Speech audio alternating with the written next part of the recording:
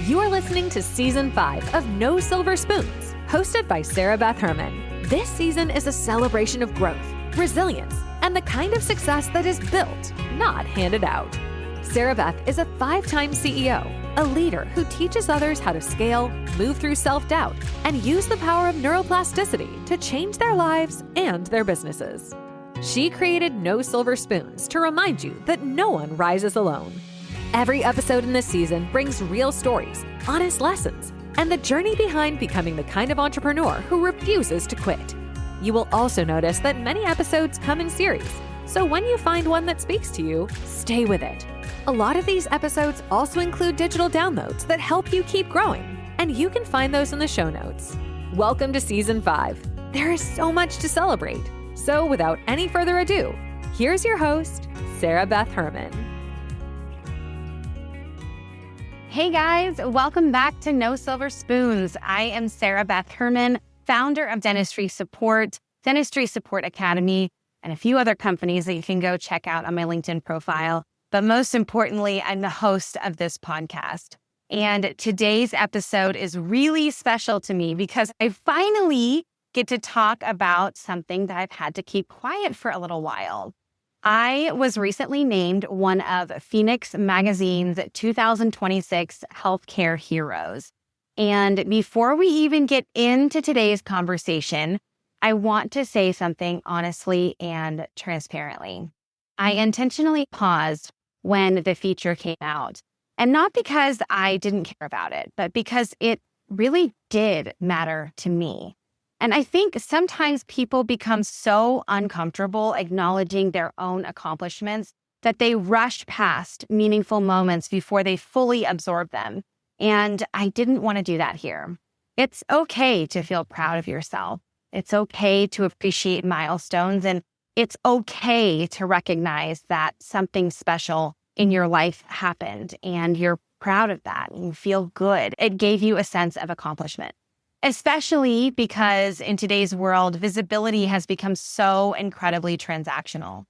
There are people spending tens of thousands of dollars every month trying to secure press, credibility features, recognition. And over the last year, I've had more podcasts, publications, magazines, interviews, and opportunities come my way than I can honestly explain. And I say that with a lot of humility because I still very much so feel that I am in the middle of building my life. But this Phoenix Magazine feature felt meaningful to me because it recognized something I genuinely care about, which is operational impact in healthcare. Not visibility for the sake of attention, not social media influence, not popularity, actual work, actual systems, people, outcomes. And after the article came out, I found myself thinking about something I haven't been able to stop reflecting on. People are usually introduced to success only once it becomes visible enough to actually celebrate it. They see the feature, photo, title, announcement, but they are meeting the finished architecture, not the years spent laying the foundation. And maybe you've heard conversations like this before, people talking about how success is really hard or reminding you that nobody sees the difficult parts. But I don't really want to give you another generic conversation about struggle. I want to talk about what it actually takes to continue building your life while there is still uncertainty attached to it. Because even now, while I'm sitting here talking about this recognition, my husband and I are currently in the middle of taking a massive risk in our own lives, a really, really big one. And I'm intentionally not sharing every detail because some things deserve privacy while they're still unfolding. But what I can tell you is that the potential reward on the other side of this risk is extraordinary. And what's interesting is how many opinions people suddenly have anytime you decide to pursue something ambitious. Everyone has advice, everyone has warnings and concerns, but one thing I've learned is that people often give advice through the lens of their own fears, their own limitations, their own experiences. And sometimes that advice simply does not apply to the life that you're building because they've never stood where you are standing. They have never carried the responsibilities you carry. They have never experienced the level of risk that you are considering. And sometimes they cannot envision the reward because they've never seen that kind of possibility for themselves. That doesn't make them bad people, though, but it does mean you need discernment. Because if you spend your entire life making decisions based on only what feels safe to everyone else, you may never discover what was actually possible for you. And yes, sometimes risks fail. Sometimes things do not work out the way that you hoped. Sometimes the reward never fully materializes, but sometimes it does. Sometimes the risk changes your life completely, and you will never know which outcome was waiting for you if fear convinces you not to move at all. That's really what I want today's episode to be about, not just success or recognition, but the endurance required to continue moving toward a life you cannot fully see yet. Because I think there are people listening right now who are quietly becoming who they are meant to be, but because it hasn't materialized publicly yet, they're questioning whether they're making progress at all. And I really need you to understand something. Visibility and value are not synonymous. Some of the most important seasons of your life will unfold long before there's evidence the outside world can recognize. And if you quit too early, you'll never meet the version of your life waiting on the other side of your endurance. Don't forget that. One thing entrepreneurship and leadership have taught me is that success feels profoundly different internally than it appears externally. Externally, people see momentum. Internally, you feel responsibility. People imagine success at this arrival point where life suddenly becomes stable, clear, and emotionally uncomplicated. Like eventually successful people stop doubting themselves. They stop worrying, they stop carrying pressure. That has not been my experience whatsoever. If anything, growth sharpens your awareness. You become more aware of the weight attached to your decisions, more aware of how your leadership affects people, more aware of the importance of culture, communication, and emotional steadiness, especially in operations, because operational leadership in healthcare is not flashy work, but it is extraordinarily consequential work. At Dentistry Support, our mission has always been helping dental practices create healthier operations so that teams can function better, patients can have stronger experiences, and providers can focus more fully on patient care instead of constant dysfunction behind the scenes. And when you spend years inside that world, you realize healthy businesses are not built on charisma. They're built on stewardship. And that word means so much to me now. Stewardship. The ability to responsibly manage something that impacts other people's lives. That's leadership to me now. Not optics or appearing important, not constantly broadcasting accomplishments online. Stewardship requires composure. It requires discernment. It requires the ability to make thoughtful decisions even when there's pressure attached to them. And honestly, I think some of the strongest people are the people carrying enormous responsibility without needing everyone else to constantly witness it. I also think that we're living in an era where visibility is often mistaken for substance. And those are also not the same thing. The internet has created this environment where people feel pressure to exhibit success constantly rather than quietly cultivate it. But cultivation and performance are entirely different things. One creates appearance, the other creates permanence. And I think a lot of people right now are emotionally exhausted because they're trying to maintain this appearance of success instead of building the infrastructure required to sustain it. And there's a difference there. One's curated and one's durable. I would rather build something durable, even if it takes longer, even if fewer people understand it while it's happening, or even if it unfolds more quietly than other people's timelines. Because eventually, substance always outlasts spectacle. And I've learned that meaningful success is cumulative. It's built in ordinary moments most people would overlook. In consistency, discipline, difficult conversations, learning how to lead yourself before trying to lead anyone else. There have been seasons of my life where externally, nothing looked particularly extraordinary. No major announcements or headlines, no visible evidence that anything exceptional was unfolding. In fact, I did not have my very first press release in an actual publication until I was in business for 10 years. 10 years. So for 10 years, I didn't have anything that someone else was saying about me. I still kept going. No, I didn't put tens of thousands of dollars a month into trying to chase fake publications or buy my way to the top. I refused to do it. Do you know how many marketing gurus I met with that were like, Sarah Beth, it's $10,000 a month and I'll get you on Good Morning America. I'll get you a TED Talk. No, I'm not doing that. I'm not buying my way to the top. I've never done that before. I'm not starting today. I don't need to do that. But looking back now, those were the years where the internal infrastructure was being built for me. The fortitude, resilience, my emotional regulation, my leadership capacity, discernment that I had to have. Without all of those years and all the years that are to come, the opportunities that eventually arrived and will be arriving for me would have reached me before I was prepared to sustain them. That's the part that nobody's talking about. Everybody wants the visible opportunity. Far fewer people are willing to endure the invisible preparation. Every podcast episode I share with you, I always have a that's good moment. And if you've been here for any length of time, you know that I don't just want to talk to you and have you listen to me and then go about your day. I want you to take something that you're like, that is so good. I want to keep that and I want to remember that. And so every episode, I summarize my thoughts for just a brief moment while we close out the episode. And it's time for that moment. It's time for our that's good moment. This one is for you, the person who feels discouraged because your life hasn't happened yet. And I want you to know that if your season feels slow right now, I want you to resist the urge to interpret that as failure. Some seasons are not designed for visibility. They're designed for preparation. And preparation rarely feels glamorous while you're inside of it. The crazy thing about life is that we don't realize how long something takes to do it. And then once it's done, it's like, wow, that happened so fast. Let me give you an example. I recently finished my MBA last year, about 6 months ago. I'm going for my second master's degree now. I'm actually going for my MHEL, my Master's of Higher Education Leadership. And the reason I'm doing that is for my school that I own. I want the credibility. I want to learn more in-depth ways to teach people at a higher education level. There's many, many reasons for that. But when I first would hear that people had accomplished their master's degree, I didn't know quantifiably the time it took to get that.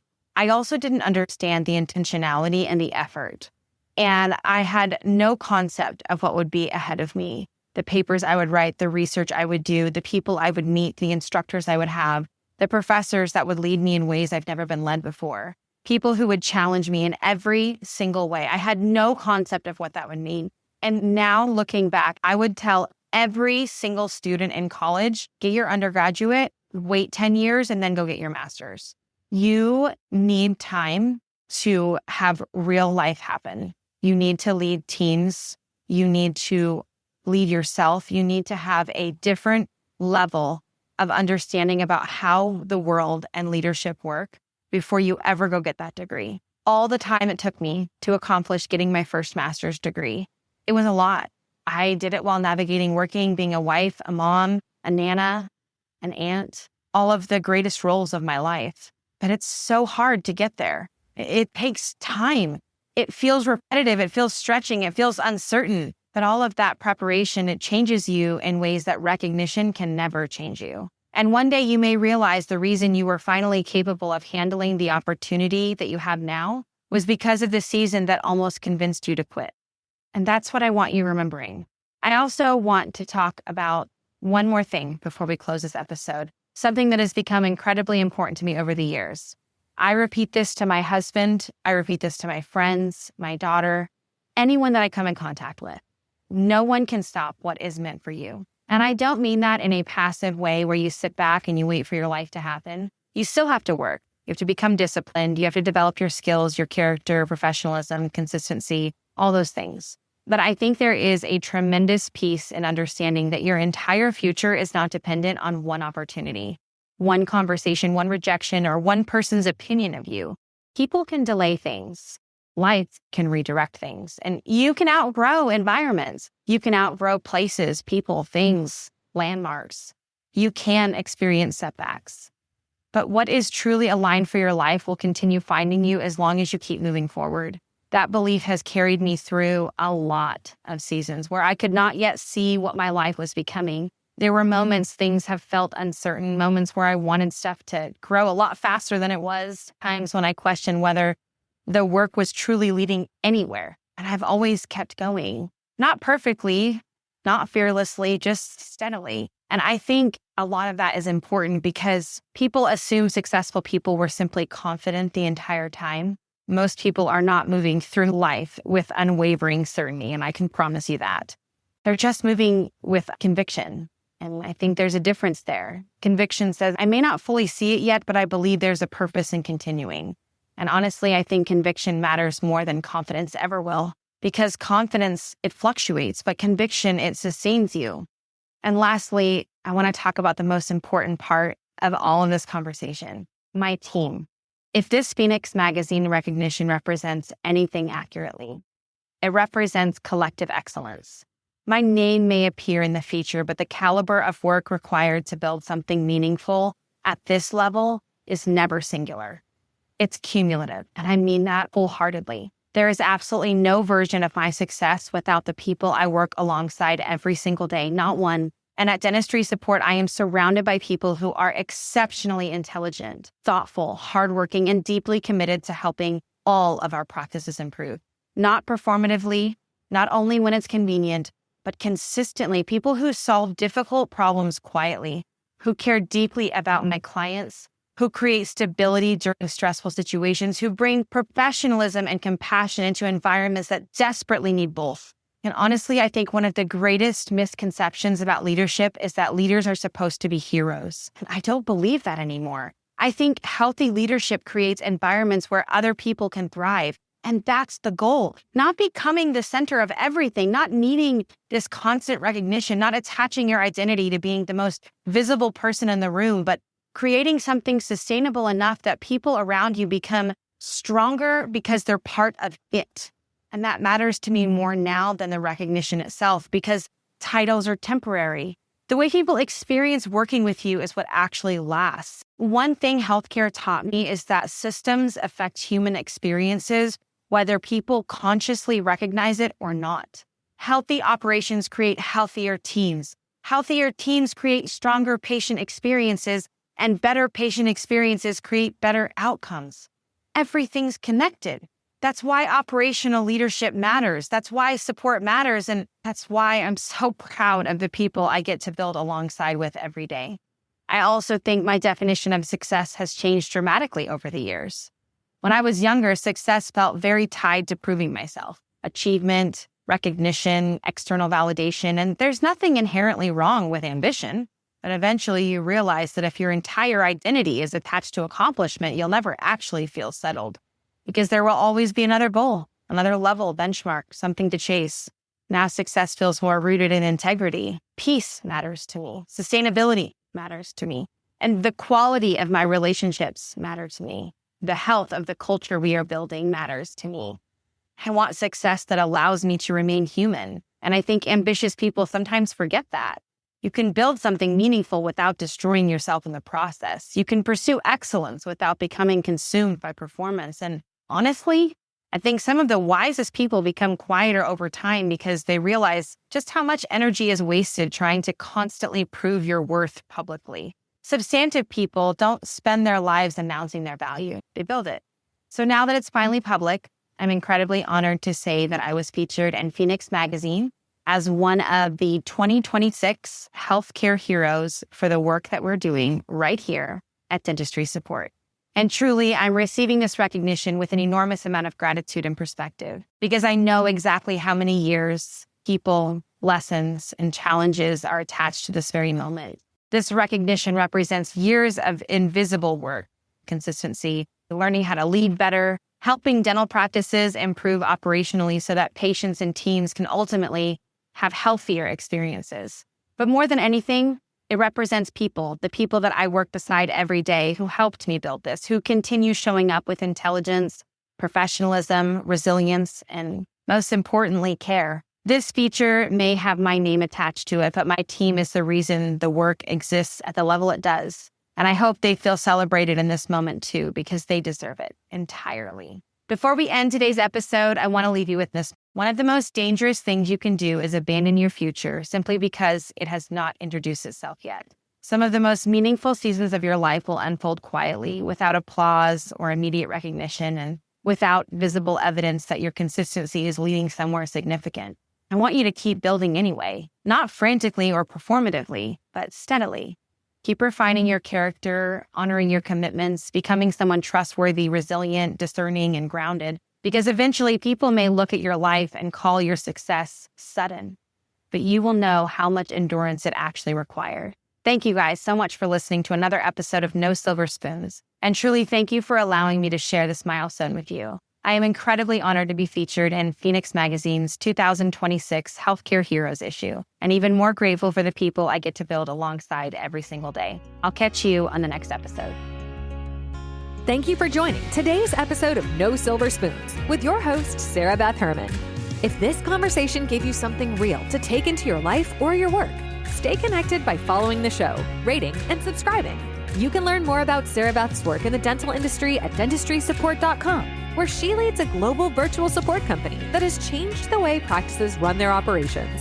You can also connect with her on her Instagram at mentor.sbh to follow her leadership teachings, her story, and the behind the scenes of a 5-time CEO who has dedicated nearly 25 years to helping teams grow. Many episodes on this season come with great digital downloads that you can find in the show notes. And if you feel inspired to be a guest or share your own journey, there's a link there as well. Thank you for being part of Season 5. Your growth matters here.